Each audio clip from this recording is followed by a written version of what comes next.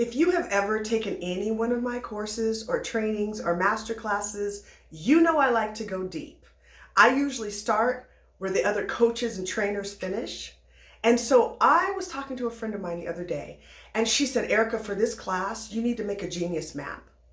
I mean a step-by-step plan. Number one, do this. Number two, do this. That maps people from wherever they are right now to where they want to be in a way that they understand how to implement it immediately. So I meet you right where you are.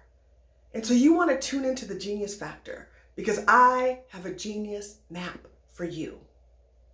I'm going to walk you through in an experiential way how to create your very own genius map so you know exactly how to get to a place where you're spending 80% of your time in your genius.